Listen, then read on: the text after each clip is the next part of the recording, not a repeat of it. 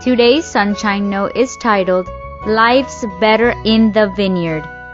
These men who were hired last worked only 1 hour, they said, and you have made them equal to us who have borne the burden of the work and the heat of the day. But he answered one of them, Friend, I am not being unfair to you.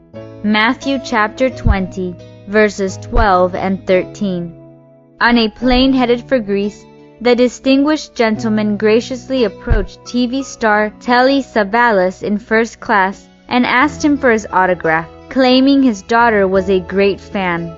Savalas, annoyed by the hype of his fame and wanting to fly in peace, ignored the man. The gentleman sat down, but about an hour later asked again. Savalas didn't even look at him this time.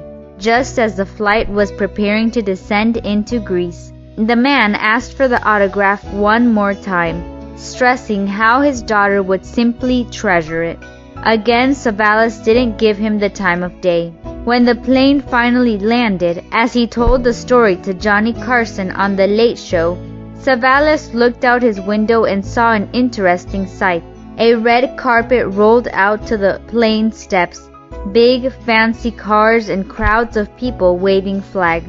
A very important-looking man got onto the plane, went to the distinguished gentleman who had asked Savalas for his autograph and said, This way, Your Highness.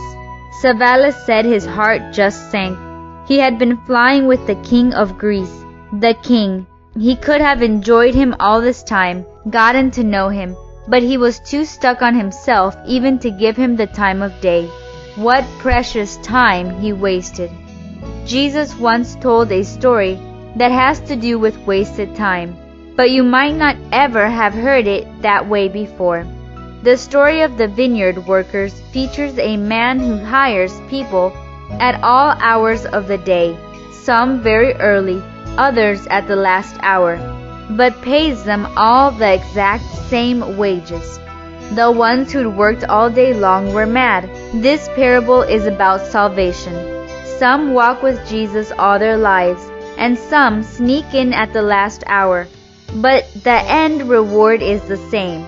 And sometimes those of us who sacrificed and lived good lives feel mad. We could have been out playing all that time too, and then repent on our deathbeds. Why not live wild and repent last? Because we could be flying with the King. Let those who convert on their deathbeds tell you about ruined lives, torn apart family, wasted years. The end reward may be the same, but your life isn't. Don't waste the opportunity you have. Choose to fly with the King now. Save yourself years of pain and misery and regret, and enjoy the ride of a lifetime with Jesus. May God bless you today.